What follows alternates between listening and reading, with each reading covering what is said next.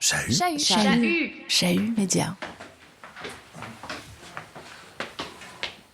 Donc on monte au bureau de Philippe Jacotet. Ah oui. Et donc c'est un escalier assez étroit qui monte sur 3 étages, n'est-ce pas? Et il y a des livres évidemment à chaque étage. Nous sommes dans le bureau de Philippe Jacotet. C'est une pièce peinte en vert foncé, modeste, tomate au sol, située au dernier étage de la maison familiale de Grignan. Ça, c'était le bureau de Philippe? Oui. Sa table de travail est toujours là. Il est placé devant le radiateur. On l'imaginait plus large. Sur les étagères, des livres par dizaines, des papiers empilés. 2 grandes armoires, de côté il y a la Pléiade. Donc de Saint-Simon à tout Balzac, tout Hugo, tout Dickens. Selon Anne-Marie Jacotet, épouse du poète, la pièce a été en partie rangée. Mais il reste beaucoup à faire. Antoine, leur fils, vient d'ailleurs donner un coup de main cette fin de semaine. Ben oui, venez, puis j'oublie que ça arrive. Oui. Quand on l'a rencontrée, Anne-Marie Jacotet ne tenait pas à ce qu'on visite le bureau de son mari. Nous, on n'a pas insisté. Et puis finalement, elle a lancé, comme vous êtes là, on va monter. Alors on a gravi 2 étages et on a croisé des dizaines de tableaux accrochés au mur de l'escalier. Des œuvres signées Garache, Palaisieux. C'est un Chagall? C'est un Marc Chagall? Oui, c'est des gravures sur bois. Une fois parvenu dans le bureau de Jacotet, situé face à l'atelier de son épouse, on a contemplé, songeur, un peu intimidé, ce lieu où le poète a travaillé durant des décennies. Je suis impressionné. Où il a traduit, écrit, douté, guetté les éclats minuscules de lumière que le monde parfois laisse passer. Il y a des tableaux au mur, dont plusieurs de Madame Jacotet. La fenêtre du bureau donne sur le jardin. Qu'on l'ouvre, écoutez.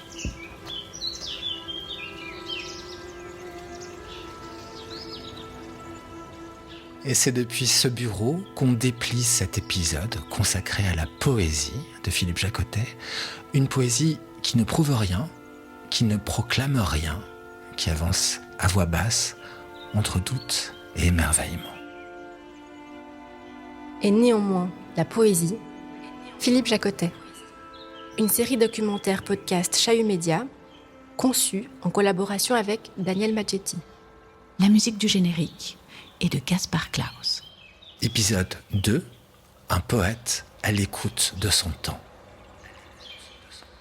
Comme je suis un étranger dans notre vie, je ne parle qu'à toi avec d'étranges mots, parce que tu seras peut-être ma patrie, mon printemps, nid de paille et de pluie aux rameaux, ma ruche d'eau qui tremble à la pointe du jour, ma naissante douceur dans la nuit. Mais c'est l'heure que les corps heureux s'enfouissent dans leur amour, avec des cris de joie, et une fille pleure dans la cour froide. Et toi ? Tu n'es pas dans la ville, tu ne marches pas à la rencontre des nuits. C'est l'heure où, seule avec ces paroles faciles, je me souviens d'une bouche réelle. Ô fruits mûrs, source des chemins dorés, jardin de lierre, je ne parle qu'à toi, mon absente, ma terre. Ma terre.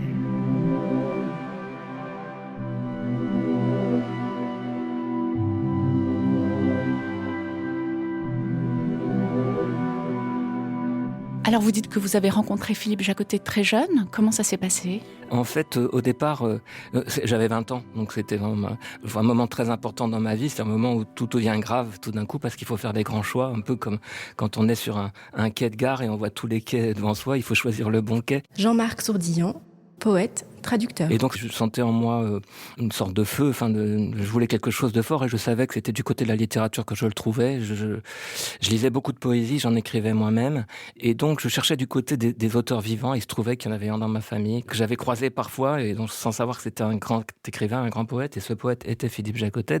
Quand j'ai découvert cette poésie, elle m'a ouvert une brèche dans la tête, et ça a été très lumineux. C'est comme une sorte d'irruption de la lumière dans mon existence, mais la lumière réelle.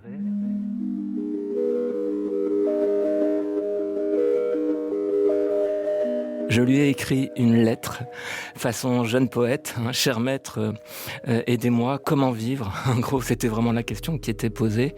Et en sachant pas s'il y aurait une réponse, j'étais vraiment un jeune garçon. Et je pense que le fait qu'on soit de la même famille a joué parce qu'il m'a répondu très rapidement. Et donc, j'ai pris cette lettre et j'étais tout seul chez moi, j'étais incapable de l'ouvrir. Et l'émotion était tellement forte que, sans y réfléchir, je suis allé à la gare et j'ai pris le train. Il fallait que je sois en mouvement pour que les mouvements intérieurs, d'une certaine manière, s'expriment au dehors. Et c'est dans le train que j'ai ouvert la lettre. Il y avait une réponse qui était celle que j'attendais sans vraiment le savoir. C'était pas une réponse de type théorique ou des conseils avisés d'un sage s'adressant à un jeune garçon. Non, c'était « il faut qu'on se voit ».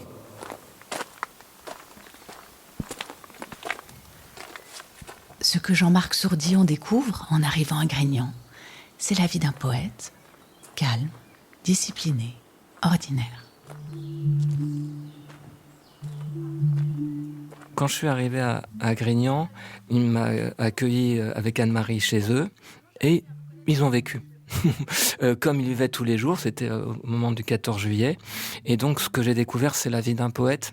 Donc c'était pas Rimbaud qui était parti en Abyssinie, c'est pas Artaud qui était parti au Mexique.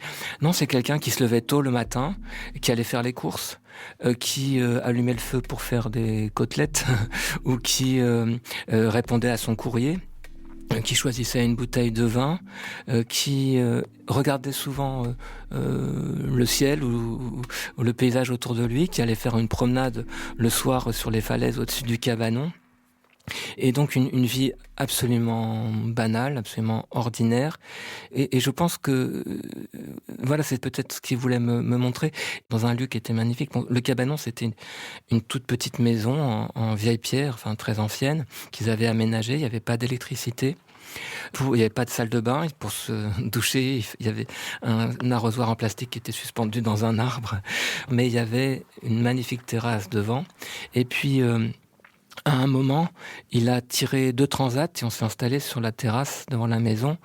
Et là, d'un coup, il s'est mis à me parler. Alors qu'il n'avait pas parlé du tout, on parlait tout à fait d'autre chose, vraiment, surtout pas de poésie et de littérature. Alors, il a sorti un petit carton de Bristol sur lequel il avait inscrit la liste des courses. Et il a fait un petit croquis qui représente une ligne sinueuse. Et puis au milieu et sur le côté, il y a des sortes de petits soleils. Voilà. Et il m'a dit, ça, la ligne sinueuse, c'est le courant d'une rivière. Et toi, tu es dans une barque sur cette rivière. Et la rivière te porte.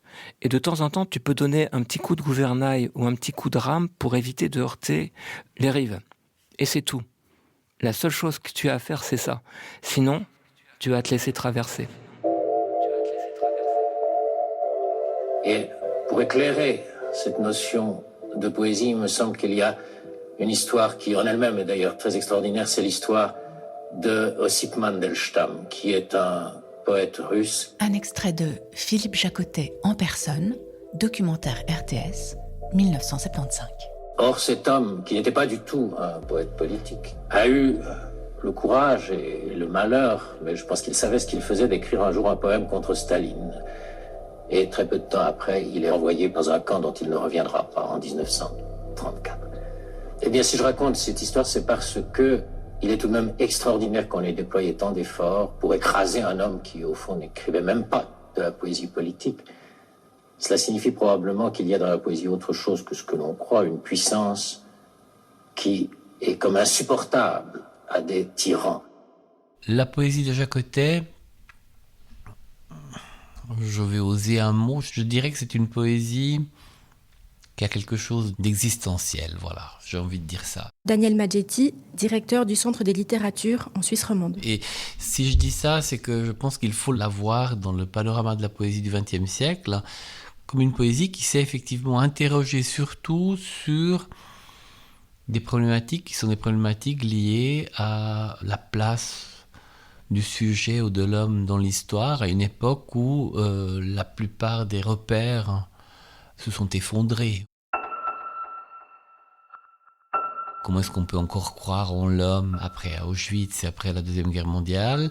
Quel type de croyance ou de foi peut-on encore avoir et en quoi, étant donné que Jacotet n'est pas du tout dans une optique religieuse ou liée à une religion révélée ou quelque chose de cet ordre-là. Donc, d'autre part, peut-être le dernier aspect, c'est aussi que Jacotet n'a pas non plus fait confiance, ou disons il s'est méfié, c'est peut-être dire ça autrement, de ce qui était, dans sa jeunesse surtout, et même un peu après, une grande tendance de la littérature et de la poésie, qui est celle d'être engagé en sens vraiment direct, politiquement et idéologiquement. C'est quelqu'un qui a toujours été extrêmement prudent par rapport à ça. Donc il a plus procédé, je dirais, par questionnement et refus d'embrasser des positions qui seraient des positions univoques ou absolues, et vigilance en termes de positionnement personnel, mais aussi par rapport à la réflexion qu'on peut avoir sur le sens de la vie des hommes, et en se considérant au fond comme un sujet typique du XXe siècle. C'est un dernier point qui me paraît aussi assez important par rapport à son œuvre poétique en tout cas. Ce n'est pas un poète qui s'attache à des formes qui seraient des formes virtuoses.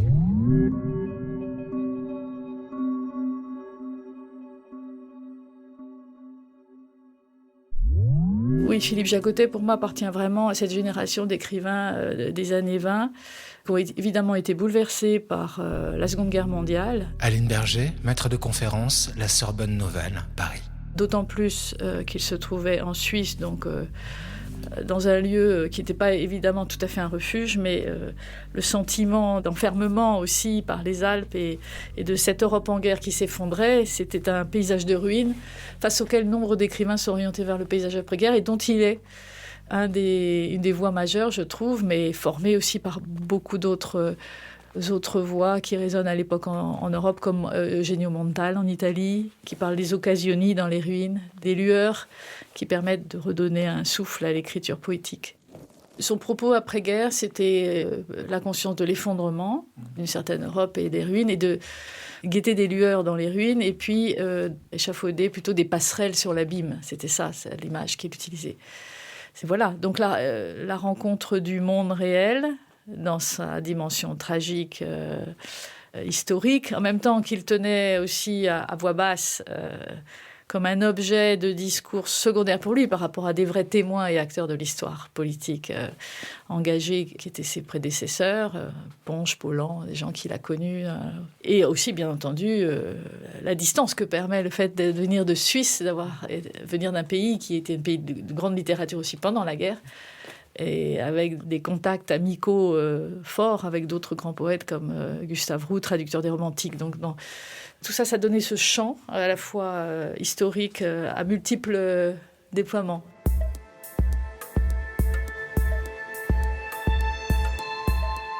Dans l'après-guerre, Jacotet ne choisit ni la révolte, ni la provocation.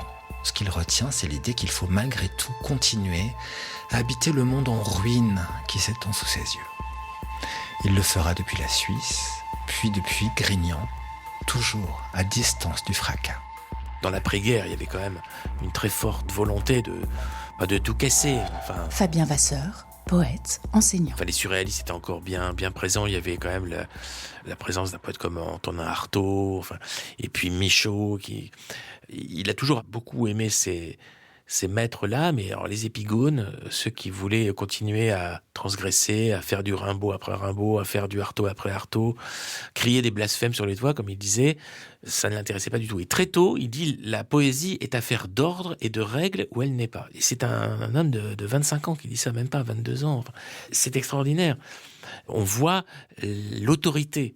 Et à l'époque, il suivait Jean Paulhan, qui était évidemment chez Gallimard. C'est lui qui a publié Les Frais, c'est Jean Paulhan. Avec sa nouvelle rhétorique, il disait c'est ça qu'il faut chercher à avoir, c'est retrouver un style d'écriture ou des registres de langue qui soient ceux du plus grand partage, qui soient ceux de l'accessibilité au plus grand nombre après la guerre, surtout après les horreurs de la guerre. Donc lui était très sensible à ça. Il disait pas comme Adorno que écrire après Auschwitz c'est barbare, mais que écrire comme un barbare n'était plus acceptable. Et donc tous les avant-gardismes, il les a regardés, surtout les avant-gardismes transgressifs. il les a regardés avec une grande sévérité, mais parfois aussi beaucoup d'ironie. Il dit « Ainsi coassent les grenouilles dans la mare littéraire. Quand ces grenouilles exploseront-elles » C'est quand même assez sévère, c'est dur. La transgression, la gratuité, très peu pour Jacotet. Pareil pour les concepts, le raisonnement trop appliqué ou les images dont il se méfie constamment. Exigeante, intransigeante peut-être, sa prose est soumise à des règles strictes qu'il affinera tout au long de sa vie. Il voyait que même si on ne pouvait plus écrire comme les classiques, comme avec en vers totalement régulier, il y avait quand même l'idée, ce qu'il appelait une mesure. C'était le mot qu'il utilisait beaucoup. Une mesure intérieure qui faisait qu'on ne pouvait pas complètement abandonner les formes ou les vers ou les rimes, c'est-à-dire les éléments même de la poésie, disons classique, ou romantique, ou symboliste, mais on devait les utiliser de façon libre. Et donc les premiers poèmes de Jacotet sont encore des poèmes rimés, des poèmes qui suivent un vers relativement stable, et la rime est abandonnée, je dirais, dans les années 60-70. Il adopte un vers libre, très souple, très malléable et toujours très conscient quand même de ses effets. Et ça reste très beau parce que la conscience rythmique est toujours là. Le sens de la mesure s'est encore affiné, même si la métrique s'est libérée complètement. Et je dirais que de ce point de vue-là, aucun recueil, aucun ouvrage de Jacotet ne ressemble à un autre. C'est-à-dire qu'il y a une vraie diversité, une vraie évolution, et qui est d'ailleurs passionnante à étudier. On laisse Fabien Vasseur choisir un exemple. C'est le dernier poème du recueil Chants d'en bas, paru en 1974. Je me redresse avec effort et je regarde. Il y a 3 lumières, dirait-on. Celle du ciel, celle qui de là-haut s'écoule en moi, s'efface, et celle dont ma main trace l'ombre sur la page. L'encre serait de l'ombre. Ce ciel qui me traverse me surprend. On voudrait croire que nous sommes tourmentés pour mieux montrer le ciel. Mais le tourment l'emporte sur ses envolées, et la pitié noie tout, brillant d'autant de larmes que la nuit. Je me redresse et je regarde. La fin de ce poème, qui est absolument sublime de mon point de vue, n'a pas été trouvée tout de suite. Fabien Vasseur. C'est-à-dire que dans la première édition de Chants d'en bas, si on regarde l'ancienne version, elle est plate. Et il a changé la fin. Et cette fin est magique, mais on peut expliquer. Moi, j'ai essayé d'expliquer pourquoi elle est magique, si tant est qu'on puisse tout expliquer. C'est qu'il y a un jeu d'enjambement et de rejet, de contre-rejet. C'est-à-dire qu'il y a un glissement comme ça des vers et un ralentissement de la lecture. Le rythme se ralentit de la plus belle manière et correspond exactement à l'effet qu'il a voulu produire. Et ce poème récapitule même formellement tous les éléments du recueil. Et ça veut dire qu'il y a un souci de la forme qui n'est pas recherché pour elle-même. Il y a la volonté chez lui de trouver la plus belle expression, et il la trouve, mais pas forcément tout de suite. Certaines choses sont données par la grâce, et puis à certains moments, il attend, et puis cette grâce vient, mais plus tard. Et donc, de ce point de vue-là, voilà, on ne saurait dire que Jacotet a évolué de la poésie fixe vers la poésie libre. C'est pas si simple.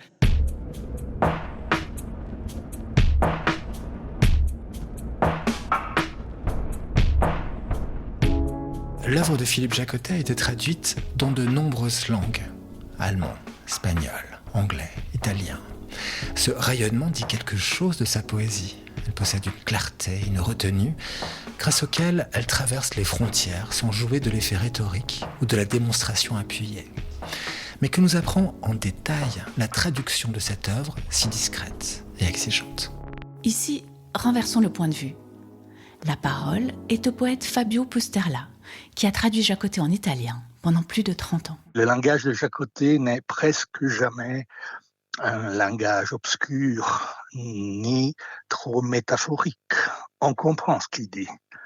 Mais on sent aussi que dans ce qu'il dit dans ses poèmes, il y a une sorte de flux, de rythme justement, qui ne répond plus aux traditionnelles catégories rythmiques, c'est-à-dire à la métrique traditionnelle et tout ça. Alors, la difficulté majeure, mais aussi la chose la plus intéressante, c'était de réinventé dans la langue italienne quelque chose de semblable, une sorte de poème-discours, comme il disait lui-même dans un morceau de La Semaison. Il opposait le poème instant, qu'il avait cru de reconnaître dans la poésie d'un poète italien, Giuseppe Ungaretti, qu'il avait traduit presque complètement, et de notre côté, le poème-discours, qu'il disait « c'est le mien », mais un discours rythmé. Il y a un morceau très beau dans ces carnets de La Semaison qui remonte aux années 60 du siècle dernier et que je vais lire parce qu'il est très bien en français, vraiment très beau. Il dit « Le quotidien allumé de feu, et il ne prend pas du premier coup parce que le bois est humide et il aurait fallu l'entasser dehors, cela aurait pris du temps. Penser aux devoirs des enfants, aux telles factures en retard, à un malade à visiter, etc. Comment la poésie s'insère-t-elle dans tout cela? Où est-elle l'ornement? Ou devrait-elle être intérieure à chacun de ses gestes ou actes? C'est ainsi que Simone Weil entendait la religion, que Michel de Guy entend la poésie. Reste le danger de l'artifice, d'une sacralisation appliquée et laborieuse. Peut-être, en ce temps réduit à une position plus modeste, intermédiaire, la poésie illuminant par instant la vie, comme une chute de neige, c'est déjà beaucoup, si on a gardé les yeux pour la voir. Peut-être même faudrait-il consentir à lui laisser ce caractère d'exception, qui lui est naturel entre deux, faire ce qu'on peut, tant bien que mal, sinon risque d'apparaître le sérieux du secteur. Le sérieux du secteur, la tentation de porter la bure du poète, de s'isoler en oraison. Ce qui gêne quelquefois chez Rilke. Pour moi du moins, je dois accepter plus de faiblesse. Voilà, cette idée de faiblesse. Voilà, cette idée de faiblesse, de poésie comme interstice dans la vie quotidienne, me semblait alors, et semblait aussi à ceux qui avaient à peu près mon âge, la possibilité de sortir de cette sorte de lutte entre deux extrêmes, et de poursuivre une idée de poésie humble, capable de se lier à la vie de tous les jours. Une idée de poésie humble, capable de se lier à la vie de tous les jours. Et de transformer cette vie de tous les jours. Transformer cette vie de tous les jours en quelque chose de plus important. De plus important.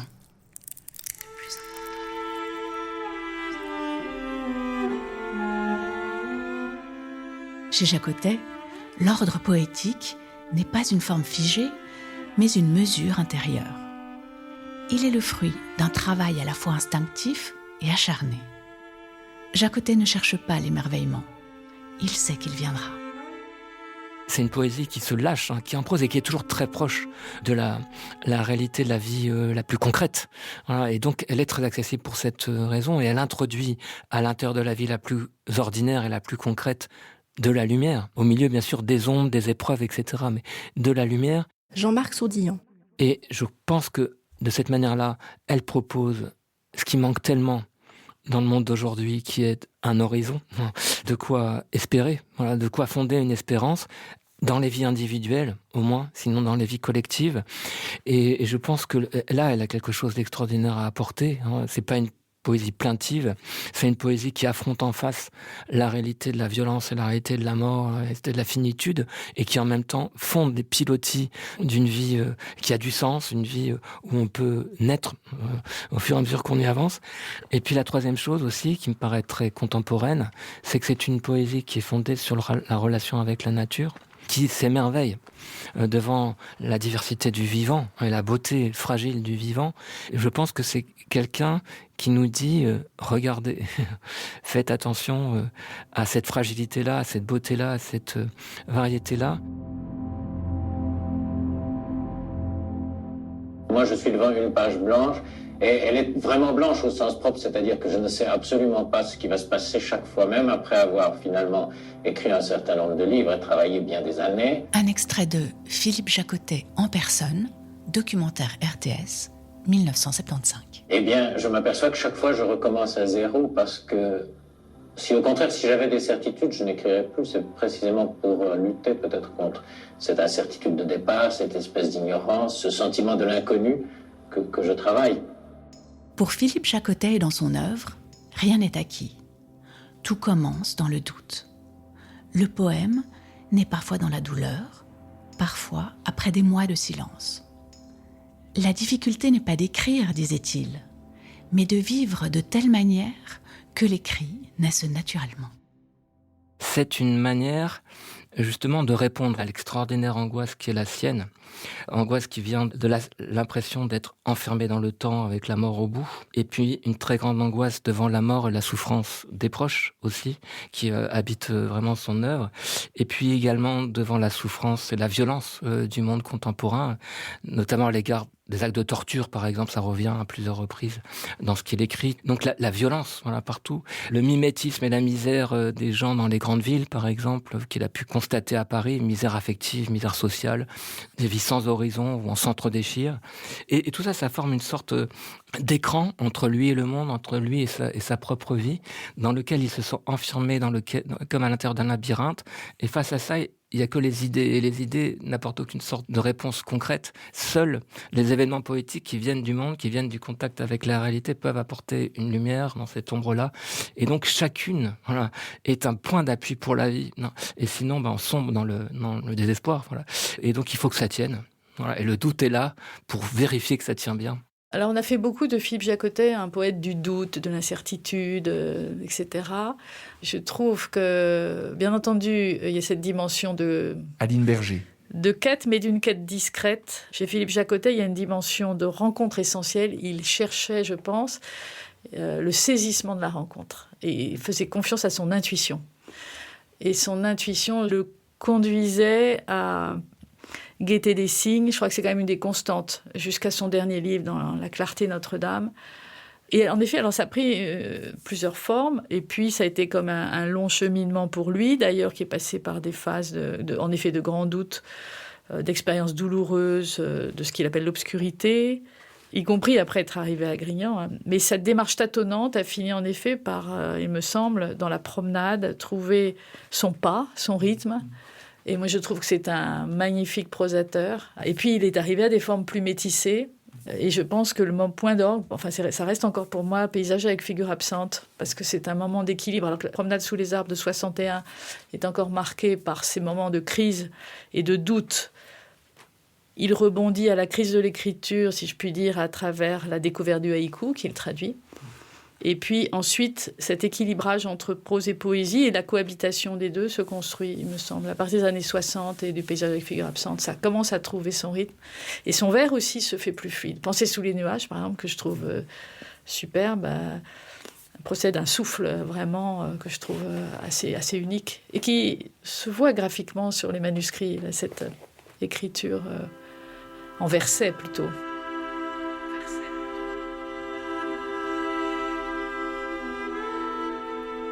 Longer le pré, aujourd'hui mon courage, mais gai. C'est plein de coquelicots parmi les herbes folles. Rouge, rouge. Ce n'est pas du feu, encore moins du sang. C'est bien trop gai, trop léger pour cela. Ne dirait-on pas autant de petits drapeaux à peine attachés à leurs hampes, de cocardes que peu de vent suffirait à faire envoler, ou de bouts de papier de soie jetés au vent pour vous convier à une fête, à la fête de mai, fête de l'herbe, fête des prés. 1000 rouges, 10 000, et du plus vif tant ils sont brefs, gaspillés pour la gloire de mai. Toutes ces robes transparentes, ou presque, mal agrafées. Vite, vite. Dimanche est court. Le pré revient. Il est tout autre encore que cela, bien plus candide, bien plus simple. Toutes ces trouvailles le trahissent, le dénaturent. Il est aussi bien plus étrange, plus vénérable même peut-être, malgré tout.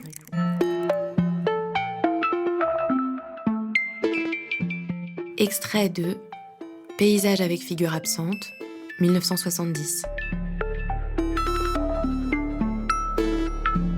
Il a confié ses archives, en 2 mots, l'essentiel de ses archives à Lausanne, où il est resté très attaché à ses années académiques à Lausanne et à son ancrage existentiel en Suisse. José Flore Tapie, poétesse, éditrice, traductrice. Et il m'a demandé de les classer.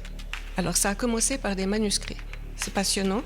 Il a toujours dit que la prose est un grand travail, mais la poésie, c'est quelque chose qui lui est donné, au fond, par certains moments de grâce. J'ai jamais cru cette parole, mais j'aurais pas pu vous dire pourquoi. Dans ma nature, je pouvais pas croire ça. Alors quand j'ai vu les archives, la preuve était sous mes yeux. Mais au pire, j'ai jamais pensé qu'il travaillait autant la poésie. Et je lui ai demandé si je pouvais faire une exposition à l'université, à Dorigny et à la Riponne. Et il a dit oui, et il m'a permis d'exposer ce que je voulais. Alors j'ai montré sa formation, ses années, ses réseaux littéraires, mais dans une autre partie de l'exposition, j'ai montré son travail. Et j'ai suspendu des épreuves successives, par exemple d'un même texte. C'était impressionnant comme tout. Et il est venu, pour vous dire vrai, le dernier jour. Et je me souviens, il est resté très longtemps devant ses manuscrits et il m'a dit, en sortant, je n'oublierai jamais, je ne me souvenais pas combien je travaillais. Donc pour moi, la preuve était là, c'est que c'est un homme très pudique, qu'il est assez naturel d'écarter de sa mémoire des choses aussi pénibles, je dirais, que la recherche du mot juste, le tourment d'un brouillon qui n'aboutit jamais, etc. Mais là, il était face à lui, en toute impudeur, je dirais, mais je l'avais quand même mis en scène de manière très élégante, disons, pour lui. Et il a vu ces innombrables ratures, ces brouillons exposés. Donc ça a réactivé dans sa tête le fait que la poésie ne lui venait pas comme ça. Très souvent, d'ailleurs, elle vient de la prose. C'est intéressant. Il commence un texte en prose et il va très lentement à la poésie. Et R, qui est le livre, un livre qu'on dit transparent, léger, impondérable, qu'on compare au haïku, R a mis 5 ans. C'est un travail de 5 années. Constant, je dirais, à côté de sa vie de famille et de la traduction.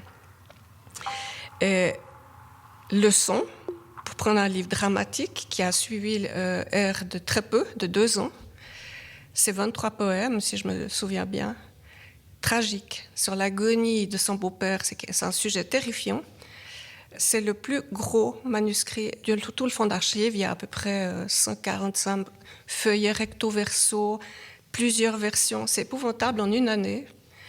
Il s'est battu, vraiment, c'était une bataille intérieure pour sortir 23 poèmes de l'horreur émotionnelle qu'il a éprouvée et rendre sa dignité à un homme arraché à la vie par la mort. C'est impressionnant de voir ça. Donc, je dirais que la poésie, c'est pas recevoir ce qu'une muse vous inspire ou faire, mais c'est défaire. C'est démonter quelque chose. C'est démonter quelque chose. Et je trouve que le lire dans cette sorte de reprise permanente, de variation, de scrupule, de retouche, déjà donne une parole ouverte, qui n'a pas la réponse définitive, et qui est une grande leçon de négociation permanente avec autrui, mais l'autre est en lui-même déjà, avec lui-même. Donc une sorte de diplomatie intérieure à élaborer au quotidien dans une recherche d'équilibre. D'équilibre entre quoi et quoi? Entre le mal et l'émerveillement, entre la mort et la destruction qui ont hanté Jacotet toute sa vie et toute son œuvre, et des moments d'éblouissement, je sais pas, la sensualité d'une chevelure de femme, l'amour est présent, discrètement mais omniprésent chez Philippe Jacotet, la pureté d'une cascade, le flux d'une lumière à l'aube. Il s'accroche à ces moments infimes, je dirais, passagers, pour montrer qu'ils ont autant de poids que les drames qui nous plombent.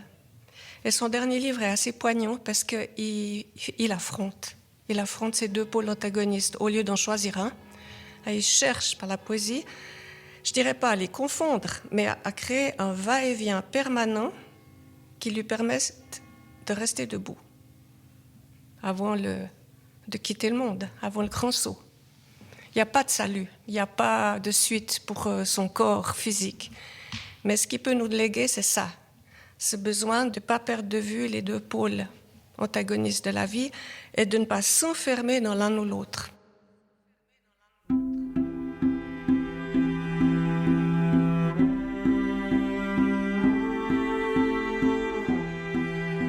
Et cette exigence extrême, c'est elle qu'on va continuer de sonder dans le prochain épisode de cette série, dans lequel on découvre un Philippe Jacotet traducteur de poètes majeurs.